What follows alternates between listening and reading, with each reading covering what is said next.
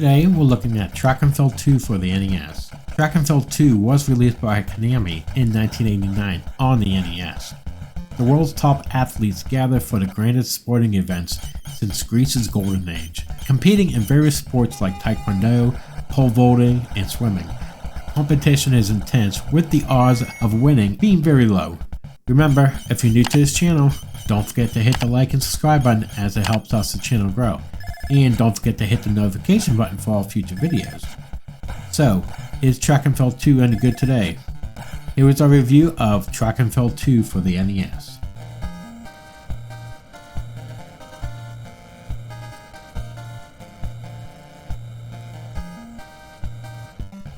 Now, there's really no story to this game. When you first start the game, there are 3 modes to choose from. There's Versus mode, where you compete against another player, Training mode, where you get to just play all the different events, and then there's the Olympic mode, where you fight against a computer in a bunch of different events. That's pretty much the main mode. There is a total of 12 events to participate in, as well as 2 hidden bonus events and a 2-player only event. The main events are fencing, triple jump, freestyle swimming, diving, clay pigeon shooting, hammer throw, taekwondo, pole vault, archery, canoeing, hurdles, and bar gymnastics.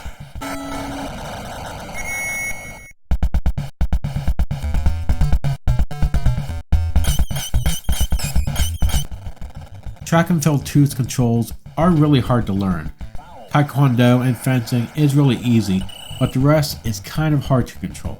For example, have you ever tried to triple jump? I think it's really hard to just jump at least over 8 meters when you qualify jump. Must be at least 15 meters. There are events where you have to press the button as much as you can just to get enough power for the jump or throw, and then you must time it. And there are events where you need to use your skillful in TV games, like the fencing. Sometimes you need a good direction like shooting clay doves, and you must be fast at it. And you need to press the A button to get power for a good jump.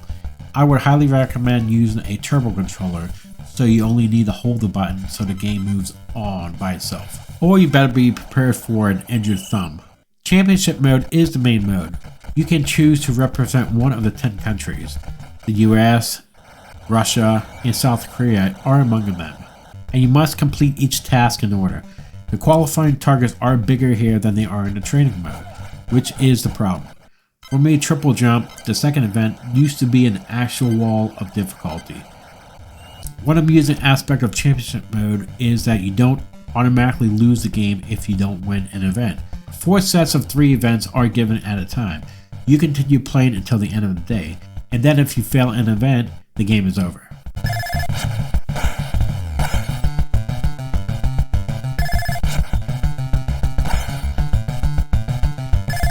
Despite attempting to look like a serious game, the original Track and Field featured cartoonish characters and lacked a great deal of graphic details.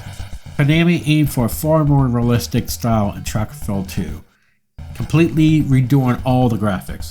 The game now has a more authentic Olympic-style appearance thanks to the characters' realistic appearance and their balanced animation.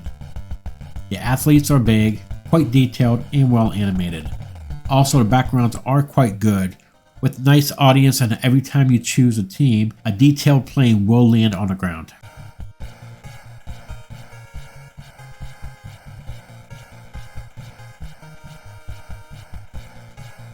The music is okay, with some decent songs to help set the mood and to get your blood pumping. Every time you win, a typical victory song will come, and you feel pretty satisfied. The sound effects are okay, some are good, some not so much. You get sounds of the beeps and whistles before each of the events. The gunshots are okay, and the splashing of the water. Some of the sound effects do sound a little off, like running this triple jump. It almost makes a squishing sound. The crowd is always cheering before and after each stage, and it really does immerse you into the excitement. The crowd noise do sound good, but is a little muffled. The same with the announcer who says if you qualify or not.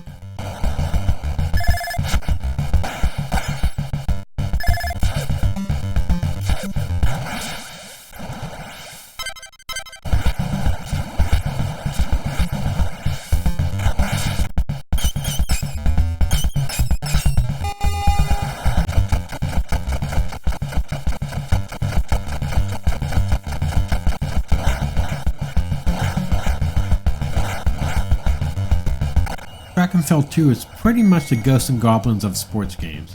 It's unfairly tough, and that's just the first run through. Don't even think about buying this game if you don't have some sort of turbo controller. The game could have been a classic. It could have been remembered as one of the greatest NES games, but thanks to Konami's lack of effort into the control, it remains a game only remembered as an average button masher.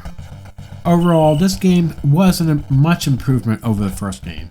The music was okay, and the graphics were good, and I did have some fun with some of the games, but most of them were just hard to control.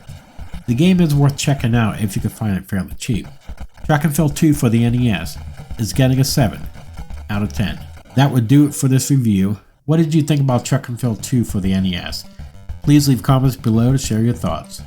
Thank you for watching, and I'll see you here on the next episode. Have a great day.